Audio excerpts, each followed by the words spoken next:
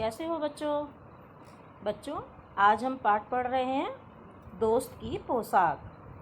हमने ये कल भी पढ़ा था और आज फिर से रिपीट कर रहे हैं। तो बच्चों हमने देखा कि इसमें दोस्त की पोशाक कैसी है। एक दोस्त के कपड़े थोड़े से गंदे हैं तो वह दूसरे दोस्त के पास जाता है, लेकिन उसका जो दूसरा दोस्त है वो उसे घुमाने के लिए ले जाता है। कहता है कि चलो दोनों घूमने चल रहे हैं, लेकिन उसने कहा कि मेरे कपड़े अच्छे नहीं हैं, इसलिए मैं इन कपड़ों को पहनकर किसी के घर नहीं जा सकता। लेकिन बच्चों जो उसका दोस्त था उसने कहा कोई बात नहीं, जमाल साहब आप मेरे कपड़े पहन लीजिए। उन्होंने एक बहुत भड़कीले और चमकदार अपनी अचकन निकाल कर लाए और उसको अपने दोस्त को दे दी। बच्चों जब हम किसी को कोई वस्तु देते हैं तो या तो देना और दें तो उसे गाएं ना। लेकिन इस दोस्त ने क्या किया, यह उन्हें कपड़े दे दिए अपने दोस्त को, और कपड़े देने के बाद वह घूमने निकल गए और अपने पड़ोसी के घर गए।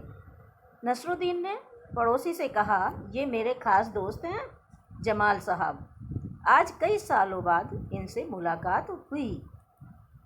वैसे जो अचकन इन्होंने पहन रखी है वह मेरी है।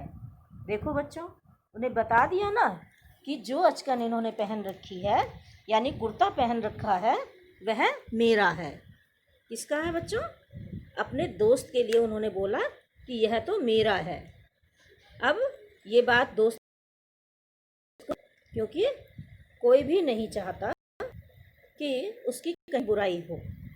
अब बच्चों ये बात सुनकर जमाल साहब को थोड़ा सा बुरा लगा और ऐसा लगा जैसे उनके ऊपर घड़ों पानी गिर गया और वो शर्मिंदा हो गए। उसके बाद बच्चों बाहर निकलते ही उन्होंने मुंह बनाकर नसरुद्दीन से कहा, तुम्हारी कैसी अक्ल है? क्या यह बात बतानी ज़रूरी थी? ये तो ज़रूरी नहीं था कि तुम अपने पड़ोसी को ये बताओ कि ये अचकन तुम्हारी है। कैसी अक्ल है तुम्हारी? क्या यह बताना ज़रूरी था? तो उसने कहा कि तुम्हारा पड़ोसी सोच रहा होगा कि मेरे पास कपड़े हैं ही नहीं। देखो बच्चों यहाँ बाहर आकर किसने, नसरुद्दीन से जमाल साहब ने कहा कि तुमने वहाँ बताया क्यों अपने पड़ोसी से, और किसी को क्या पता था कि मैं तुम्हारे कपड़े पहन रहा हूँ या नहीं पहन रहा हूँ, तो तुम्हें ये बात बतानी ज़रूरी नहीं थी। अब बच्चों देखो नसरुद्दीन ने माफ़ी मांगते हुए कहा गलती हो गई, अब ऐसा नहीं करूँगा। अब नसरुद्दीन उन्हें हुसैन साहब से मिलवाने के लिए गए।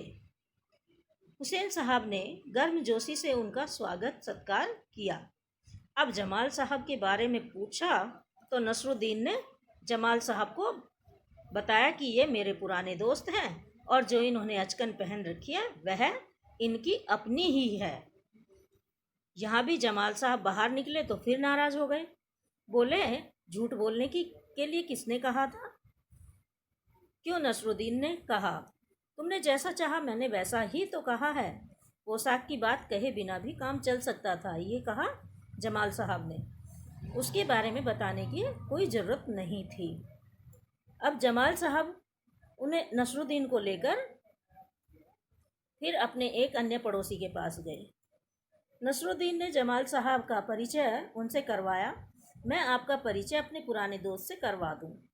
यह है जमाल साहब, और इन्होंने जो अचकन पहनी है उसके बारे में मैं चुप ही रहूं तो अच्छा है। देखो बच्चों उन्होंने सारी बात कह दी और कुछ भी नहीं कहा।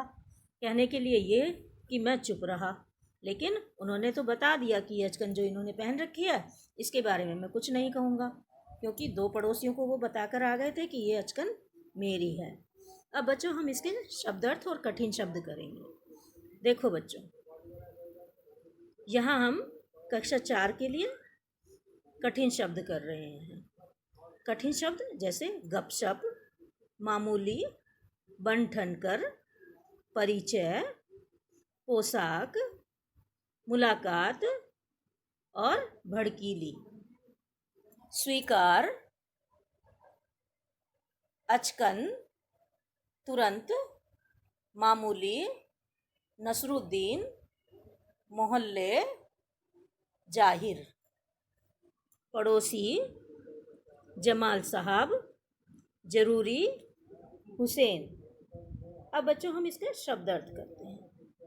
देखो बच्चों, गपशप। गपशप का अर्थ होता है बातचीत करना।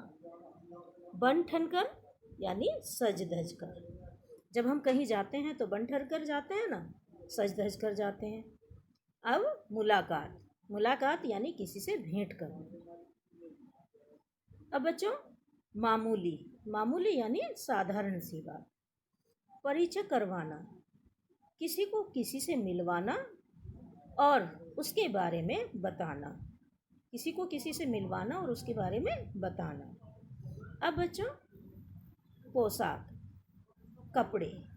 पोशाक का अर्थ होता है कपड़े। भड़कीले यानी तेज चमकदार। स्वीकार। स्वीकार का अर्थ होता है बच्चों सहमति। क्या होता है? सहमति। अचकन। अचकन का अर्थ होता है कि घुटनों तक का कुर्ता। जो कुर्ता पहना जाता था पहले, वह घुटनों तक का पहना जाता था और उसे अचकन कहते थे। तुरंत। तुरंत का अर्थ होता है बच्चों फौरन। मामूली।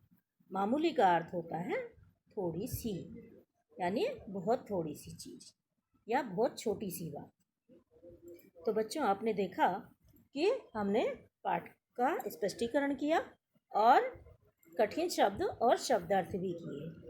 अब बच्चों आप ये कठिन शब्द और शब्दार्थ कॉपी में करेंगे और पाठ को अच्छी तरह से पढ़कर अचकन का चित्र बनाएंगे।